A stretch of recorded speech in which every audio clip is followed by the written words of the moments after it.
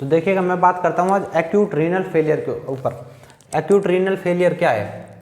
Renal failure यानी कि renal का फेल होना। किसके रिगार्डिंग फेल हो रही है? यानी कि जितना वर्क किडनी को करना चाहिए था उतना वर्क नहीं कर रही है, तो वो क्या है? Renal failure. और एक्यूट मैंने आगे लगा दिया, तो एक्यूट का मतलब होता है सडनली। क्या? सडनली। एक्यूट रीनल फेलियर यानी कि suddenly loss of kidney function, यानी कि किडनी के फंक्शन का लॉस हो जाना, वही क्या है? Renal failure. अगर इसकी डेफिनेशन की अगर हम बात करें, किसकी? एक्यूट रीनल फेलियर की डेफिनेशन की अगर बात करें तो देखिएगा acute renal failure is a sudden loss of kidney function due to kidney damage. या तो क्या है? किडनी डैमेज हो जाए, या फिर और क्या हो सकता है? Other factors. किडनी डैमेज हो गई, किसी कारण से किडनी के अंदर क्या है? डैमेज आ गया, या फिर कोई अदर जो फैक्टर है उसकी वजह से क्या है? किडनी फेल हो गई। कैसे? यानी कि किडनी के जो फंक्शन है वो क्या है? लॉस हो गए, लॉस ऑफ किडनी फंक्शन। अब मैं आपको एक बात बता देता हूं, जब भी रीनल फेलियर की बात होगी, क्या रीनल फेलियर की बात होगी, तो आप समझ जाइएगा कि decrease GFR, decrease GFR glomerulus filtration rate का क्या है? कम हो जाना। अच्छा, नॉर्मल कितनी होती है सर? नॉर्मल मैंने आपको बताया था, नॉर्मल जो नॉर्मल होती है GFR वो हमारी कितनी थी? 120 ml पर मिनट, यानी कि 120 ml ब्लड को क्या है? किडनी 1 मिनट के अंदर क्या है? फिल्टर कर रही थी। अब मैंने क्या कह दिया? किडनी क्या है? फेल हो गई, एक्यूट रीनल फेलियर, यानी कि अब 120 ml पर मिनट किडनी क्या है? ब्लड को फिल्टर नहीं करेगी। इसलिए मैंने इसको बोला एक्यूट रीनल फेलियर, यानी कि सडनली, यानी कि या तो सडनली किडनी डैमेज हो गई, या अदर जो फैक्टर हैं उनकी वजह से किडनी ने क्या है? एकदम से अपने जो फंक्शन है उसको क्या है? लॉस कर दिया। इसलिए मैंने बोला इसको एक्यूट रीनल फेलियर। समझ गए? तो देखिएगा इसके बाद में इसकी कोज की बात करता हूं, क्या क्या कारण हो सकते हैं। कोज देखिएगा, कोज के अंदर तीन चीज देखिएगा। पहली क्या? प्री रीनल कोज, दूसरा इंट्रा रीनल कोज। सर ये क्या है? अरे सब समझाऊंगा अभी। तीसरा क्या है? Post renal cause.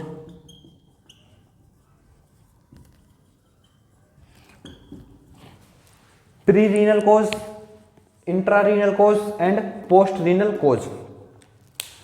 अच्छा सर, प्री रीनल कोज के अंदर क्या होगा? इंट्रा के अंदर क्या होगा? पोस्ट रीनल कोज के अंदर क्या होगा? तो देखिएगा, अच्छा कोज का मतलब तो सभी को पता है ना, कारण। क्या कारण? और मैं लिख भी देता हूं भाई, लो सर हमको तो कोज नहीं पता, पहले तो कोज कारण। डेफिनेशन तो पता है ना भाई, परिभाषा। अच्छा हिंदी में सर माहिर थे हम तो। ठीक है भाई, कोज देखिएगा, 3 कोज आपको देखने को मिलेंगे, pre renal, intrarenal and post renal. Pre के अंदर क्या होगा? प्री के अंदर पहले आप इंट्रा को देखिएगा। इंट्रारीनल का मतलब होता है किडनी, यानी कि किडनी के अंदर कोई दिक्कत आ रही है तब तो क्या है? इंट्रारीनल कोज। और किडनी के बाद, यानी कि जैसे ब्लेडर के अंदर दिक्कत आना, यूरेटर के अंदर दिक्कत आना, प्रोस्टेट ग्लैंड के अंदर दिक्कत आना, तो वो किसके अंदर आएगा? पोस्ट रीनल कोज के अंदर। और प्री के अंदर अदर फैक्टर जैसे कि मैं बात करूं तो बॉडी के अंदर क्या है? शॉक हो गया, डिहाइड्रेशन हो गया, बर्न हो गया, कार्डियक फेलियर हो गया। इन चीजों को किस में बात करते हैं हम? प्री रीनल कोज के अंदर। तो देखिएगा प्री रीनल कोज के अंदर क्या आएंगे? जैसे बर्न, डिहाइड्रेशन, बर्न हो गया, डिहाइड्रेशन हो गया, पेशेंट क्या है? शॉक में चला गया। तो ये जो रीजन है ये किसके अंदर आएंगे? Pre renal cause. Pre renal cause के अंदर क्या होगा? बॉडी के अंदर फ्लूइड का क्या है? सडनली लॉस हो जाना। जब बॉडी के अंदर फ्लूइड कम हो जाएगा, समझिएगा, जब बॉडी के अंदर फ्लूइड कम हो गया, यानी कि बीपी लो हो गया, ब्लड प्रेशर लो हो गया। जब ब्लड प्रेशर लो हो जाएगा और फ्लूइड कम हो जाएगा बॉडी के अंदर तो क्या है, कार्डियक आउटपुट कम हो जाएगा। कार्डियक आउटपुट कम हो जाएगा तो किडनी के पास ब्लड कम आएगा। जब किडनी के पास ब्लड कम आएगा तो 120 ml ये पहुंच ही नहीं रहा तो छानेगी कैसे? क्या किडनी के पास जब इतना पहुंच ही नहीं रहा तो किडनी इतना कैसे छान सकती है? समझ मेरी बात को। तो वो किसके अंदर आएगा? प्री रीनल कोज। यानी कि प्री रीनल कोज के अंदर मैं बात करूं तो किडनी की इसके अंदर कोई बात नहीं है, ये बात है तो अदर फैक्टर की। जैसे क्या है, बॉडी के अंदर शॉक हो गया, डिहाइड्रेशन हो गया। डिहाइड्रेशन के अंदर क्या है, पेशेंट डिहाइड्रेशन कैसे होगा? जैसे पेशेंट को वोमिटिंग हो गई, कुछ खा लिया पी लिया या कोई ड्रग्स ले ली जिससे क्या है पेशेंट को वोमिटिंग हो गई, या पेशेंट को डायरिया हो गया जिससे इलेक्ट्रोलाइट इंबैलेंस हो जाएंगे। इलेक्ट्रोलाइट इंबैलेंस हो जाने से क्या है, फ्लूइड का लॉस हो जाएगा। बॉडी के अंदर फ्लूइड जितना चाहिए था उतना नहीं बना तो कार्डियक आउटपुट भी कम होगा। कार्डियक आउटपुट कम होगा तो जीएफआर ऑटोमेटिक कम हो जाएगी। क्यों? क्योंकि किडनी के पास 120 ml पर मिनट ब्लड पहुंचेगा ही नहीं तो छानेगी कैसे? तो ये तो था प्री रीनल कोज। अब मैं इंट्रा रीनल कोज की मैं बात करूं तो इंट्रा रीनल कोज के अंदर क्या देखने को मिलेगा, यानी कि कहीं ना कहीं किडनी के अंदर इन्फ्लामेशन देखने को मिलेगा, इन्फेक्शन हो जाएगा किडनी के अंदर, ये किडनी डैमेज हो जाएगी। जैसे मैं बात करूं तो क्या, ग्लोमेरुलोनेफ्राइटिस, ग्लोमेरुलोनेफ्राइटिस सर ये क्या है? Nephrotic syndrome, nephrotic syndrome, glomerulonephritis, ये सब किसके अंदर आएंगे? ये इंट्रारीनल कोज के अंदर आएंगे। सर ग्लोमेरुलोनेफ्राइटिस का मतलब क्या है? ग्लोमेरुलोनेफ्राइटिस के अंदर मतलब ये है कि देखिएगा, किसी भी शब्द के पीछे जब आइटिस लगा हो तो उसका मतलब होता है क्या? Inflammation, inflammation. और ये क्या है? ग्लोमेरुलो यानी कि ग्लोमेरुलस, ग्लोमेरुलस यानी कि ग्लोमेरुलस के अंदर क्या है? इन्फ्लामेशन होना। नेफ्रोटिक सिंड्रोम, नेफ्रोटिक सिंड्रोम के अंदर क्या है? कहीं ना कहीं नेफ्रॉन जो पार्ट है, नेफ्रॉन का कहीं ना कहीं डैमेज देखने को मिलता है। इससे भी क्या होगा, जब ग्लोमेरुलस के अंदर इन्फ्लामेशन हो गया, नेफ्रॉन डैमेज हो गए तो भी क्या है, जीएफआर को नहीं छान पाएंगे, यानी कि प्रॉपर ब्लड को नहीं छान पाएंगे, प्रॉपर ब्लड का फिल्ट्रेशन नहीं कर पाएंगे, जिससे क्या हो जाएगा, डिक्रीज जीएफआर, यानी कि कहीं ना कहीं रीनल फेलियर। उसके बाद आता है हमारा पोस्ट रीनल कोज। पोस्ट रीनल कोज के अंदर क्या होता है, किडनी के बाद भाई प्री रीनल फेज हमारी कंप्लीट हो गई, इंट्रा रीनल फेज हमने पढ़ ली भाई, यूरिन बन भी गया। उसके बाद क्या हो रहा है, उसके बाद यूरिन निकल नहीं रहा है प्रॉपर बाहर। कैसे नहीं निकल रहा, क्यों नहीं निकल रहा सर? उसका कारण ये हो सकता है या तो प्रोस्टेट ग्लैंड के, प्रोस्टेट ग्लैंड के अंदर कहीं ना कहीं दिक्कत हो। किसके अंदर दिक्कत हो? प्रोस्टेट ग्लैंड के अंदर। या उसके बाद, एक मिनट रुकिएगा भाई, मैं इसको ऊपर लिखता हूं।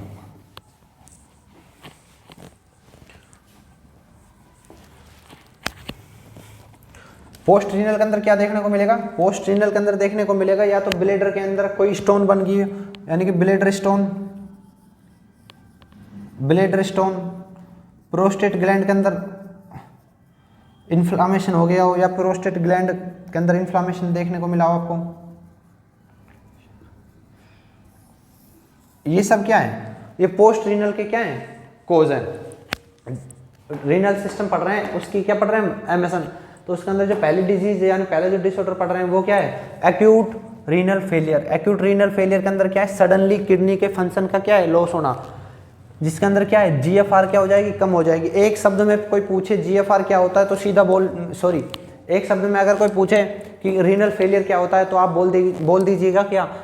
Decrease GFR. जीएफआर का कम होना, कितने से कम होना? 120 ml पर मिनट से कम होना।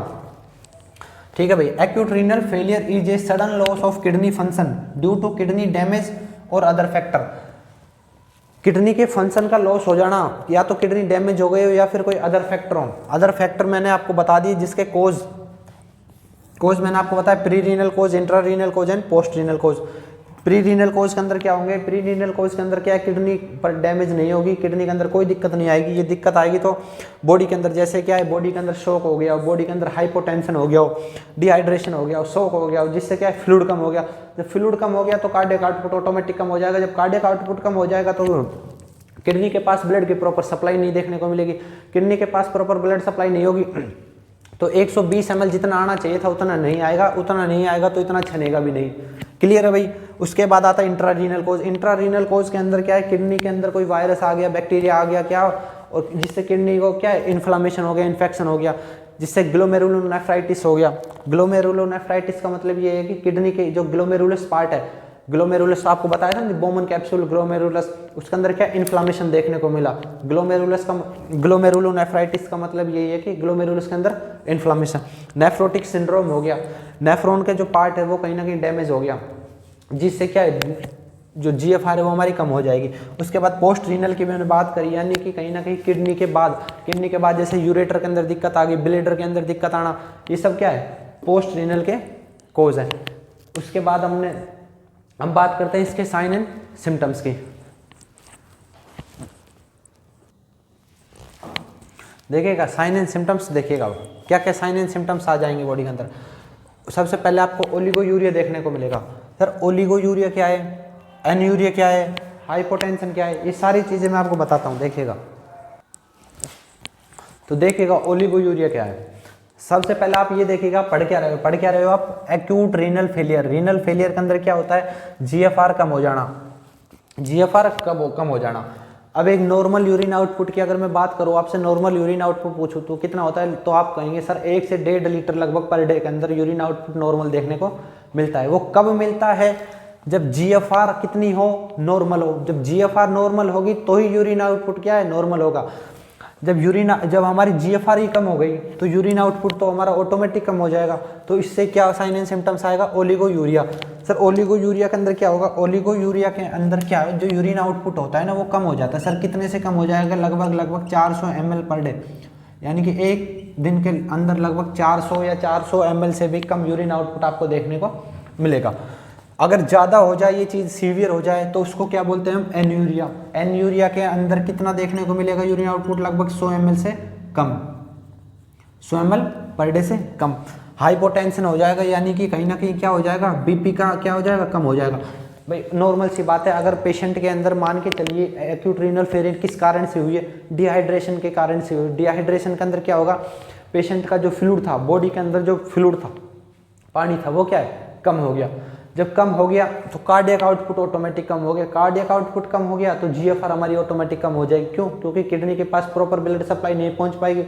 तो जिससे क्या देखने को मिलेगा हमको, हाइपोटेंशन। हाइपोटेंशन का मतलब ये होता है फ्लूइड के अंदर, बॉडी के अंदर फ्लूइड की क्या है, कमी होना।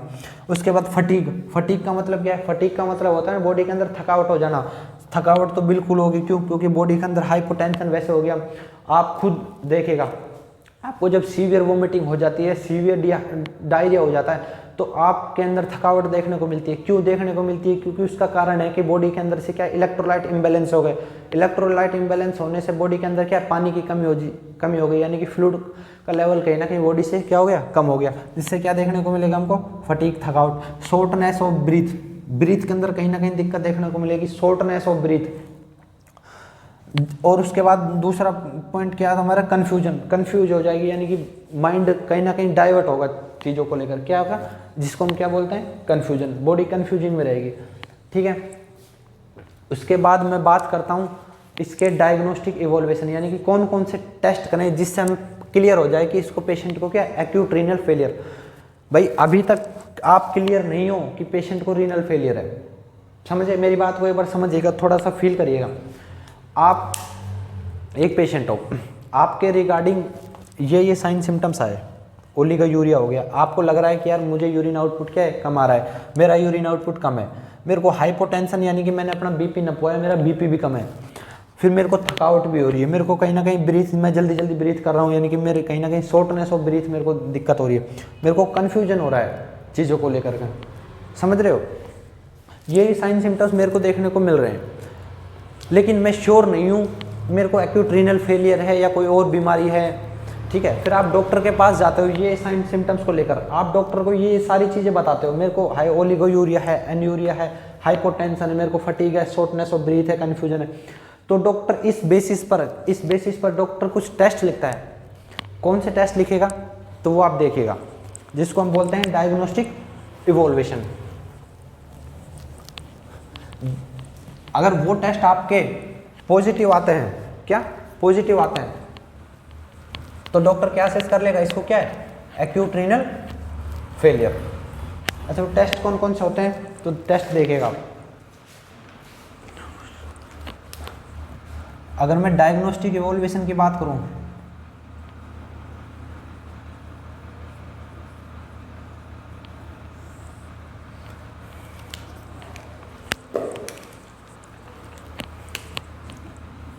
पहला टेस्ट आपका आता है यूरिन एनालिसिस, दूसरा आपको कहीं ना कहीं सीबीसी कराएगा। वो क्या कराएगा, सीबीसी।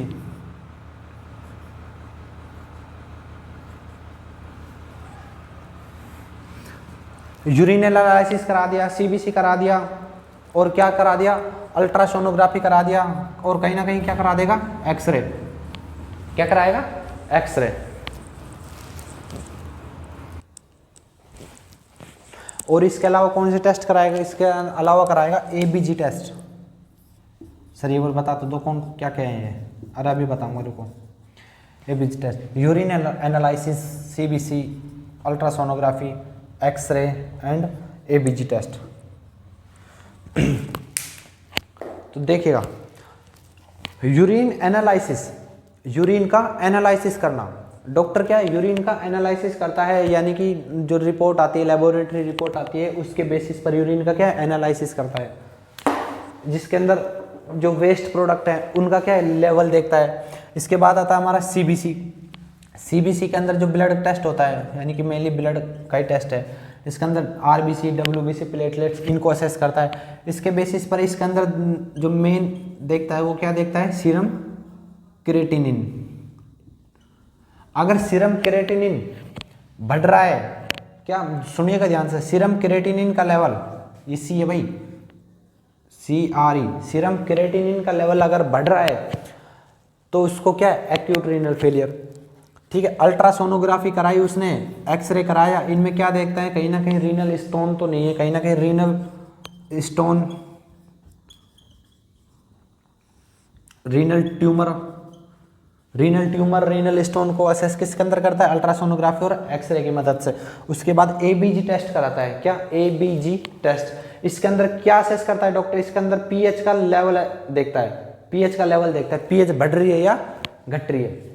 डायग्नोस्टिक इवोल्यूशन क्या है, टेस्ट है, इनके बेसिस पर ही डॉक्टर कंफर्म करता है पेशेंट को क्या है, acute renal failure. Urine analysis कराता है, सीबीसी कराता है, यूएसजी कराता है, एक्सरे कराता है, एबीजी टेस्ट कराता है। अगर पेशेंट का ब्लड यूरिया नाइट्रोजन लेवल, क्या, ब्लड यूरिया नाइट्रोजन लेवल और सीरम क्रिएटिनिन लेवल बढ़ रहा है तो पेशेंट को क्या है, एक्यूट रीनल फेलियर। ये सारे क्या है हमारे डायग्नोस्टिक इवोल्यूशन। उसके बाद हमको कंफर्म हो गया पेशेंट को क्या है, पेशेंट को एक्यूट रीनल फेलियर है।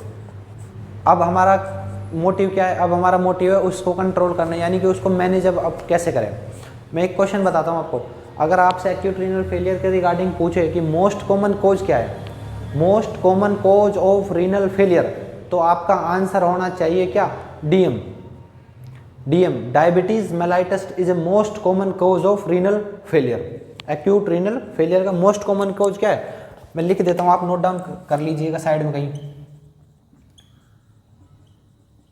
पहले इसको एक बार क्लियर करते हैं, फिर 2 पॉइंट बताते हैं हम आपको।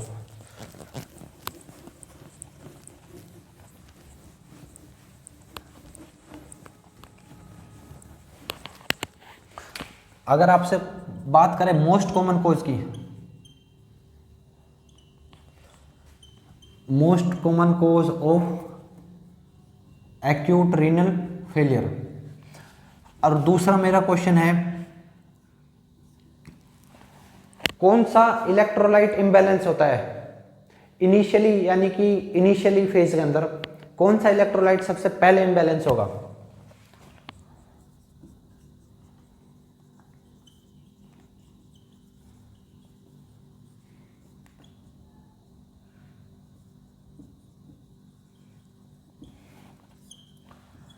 दो क्वेश्चन आपके सामने लिखे हैं मैंने, most common cause of acute renal failure, ठीक है भाई, और दूसरा मैंने लिखा है क्या, इलेक्ट्रोलाइट इम्बैलेंस, यानी कि शुरुआती जो पीरियड है एक्यूट रीनल फेज का उसके अंदर कौन सा इलेक्ट्रोलाइट इम्बैलेंस देखने को मिलता है।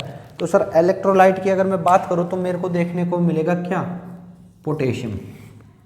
और मोस्ट कॉमन कॉज की अगर मैं बात करूँ तो मेरा क्या है, डायबिटीज मेलाइटस, डायबिटीज मेलाइटस। और ये क्या है, पोटेशियम, अरे पोटेशियम। सर पोटेशियम में क्यों हुआ, थोड़ा सा दिमाग लगाइएगा। पोटेशियम बॉडी से बाहर कैसे निकलता है, सोचिए, पोटेशियम बॉडी से बाहर कैसे निकलता है, यूरिन के थ्रू निकलता है कि नहीं निकलता। जब यूरिन ही बॉडी से अंदर हमने कम कर दिया, यानी कि एक्यूट रीनल फेलियर के अंदर क्या है, ओलिगोयूरिया हो गया, यूरिन जितना निकलना चाहिए था उतना नहीं निकल रहा, तो बॉडी के अंदर जितना वेस्ट पोटेशियम था वो भी बाहर नहीं निकलेगा, यानी कि बॉडी के अंदर कहीं ना कहीं एक्यूमुलेट होगा, बॉडी के अंदर एक्यूमुलेशन होगा किसका, पोटेशियम का। तो इससे क्या होगा, कहीं ना कहीं इलेक्ट्रोलाइट को इम्बेलेंस करेगा। ये मोस्ट कॉमन कॉज है क्या, डायबिटीज मेलाइटस। तो इसके बाद हम मैनेजमेंट को देखते हैं।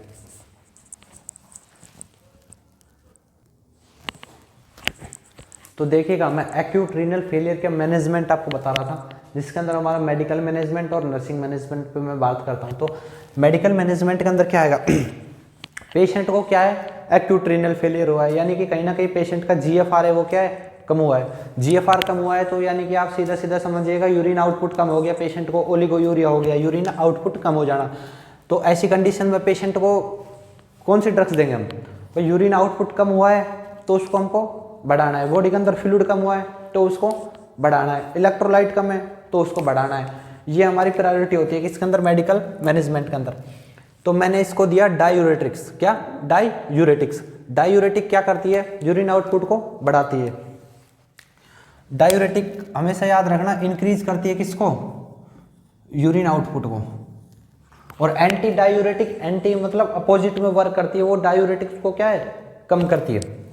तो डायूरेटिक्स देंगे, एग्जांपल जैसे फ्यूरोसेमाइड, जिसको हम बोलते हैं लेसिक्स नाम से जो आती है मार्केट के अंदर, ये क्या करती है, ये यूरिन आउटपुट को क्या करती है, बढ़ाती है। दूसरा इलेक्ट्रोलाइट इम्बैलेंस, इलेक्ट्रोलाइट इम्बैलेंस हो गया, इलेक्ट्रोलाइट इम्बैलेंस है तो उसको क्या है, इलेक्ट्रोलाइट हम एडमिनिस्टर कर देंगे, एडमिनिस्टर इलेक्ट्रोलाइट, इलेक्ट्रोलाइट को क्या कर देंगे, इफ यदि इलेक्ट्रोलाइट क्या इम्बैलेंस है तो एडमिनिस्टर कर देंगे किसको, इलेक्ट्रोलाइट को।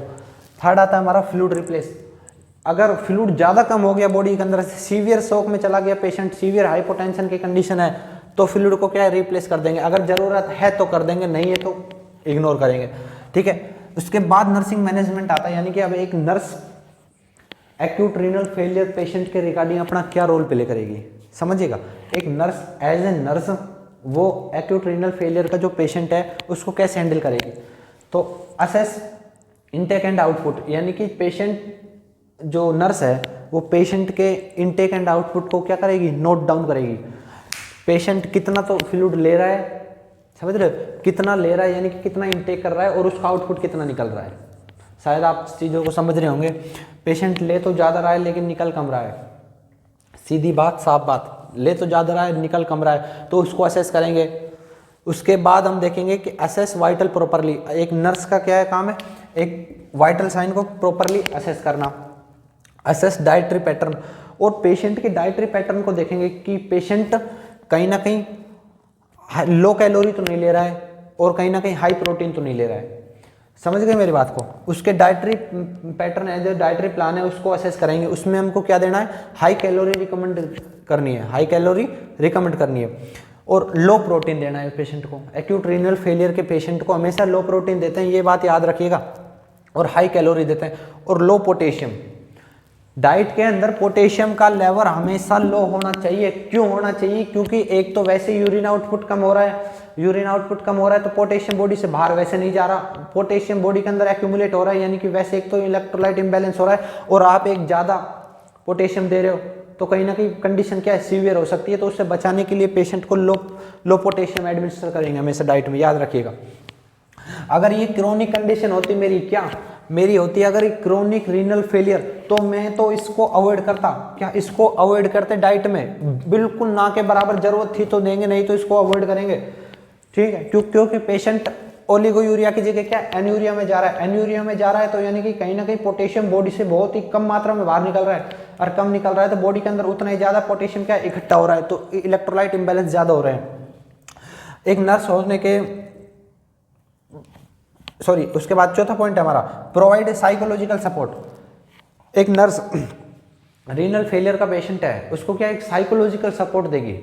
साइकोलॉजिकल सपोर्ट यानी कि उसको अच्छी सपोर्ट देंगी। जैसे कि पेशेंट है, पेशेंट टेंशन में चला जाता है, पेशेंट को कुछ भी हुआ, जैसे रीनल फेलियर का पेशेंट है, उसको पता भाई मेरे को रीनल फेलियर होगी, मैं पता नहीं मैं बचूंगा या नहीं बचूंगा, तो उसको एक साइकोलॉजिकल सपोर्ट देना, अच्छी सपोर्ट देना। और एडमिनिस्टर प्रेस्क्राइब ड्रग, डॉक्टर ने जो मेडिसिन प्रेस्क्राइब कर दी पेशेंट के लिए उसको एडमिनिस्टर कराना। और ये इतने नहीं लिखने आपको एग्जाम में, ज़्यादा लिखने भाई, कम से कम 10 तो लिखने ही है। सर आपने इतने क्यों लिखे, अरे मैंने तो मेन लिखे हैं। और आप लिख सकते हो कि जैसे provide an ventilated environment, proper lighting, समझ गए, assess patient properly by the nurse, nurse के द्वारा पेशेंट का एक प्रॉपरली असेस किया जाना चाहिए। तो ये चीज़ें आप इसमें नोट डाउन कर सकते हो। तो ये थी हमारी एक्यूट रीनल फेलियर, जिसके अंदर हमने डेफिनेशन पढ़ी। डेफिनेशन में हमने क्या पढ़ा, acute renal failure is a sudden loss of kidney function, kidney के फंक्शन का सडनली लॉस हो जाना।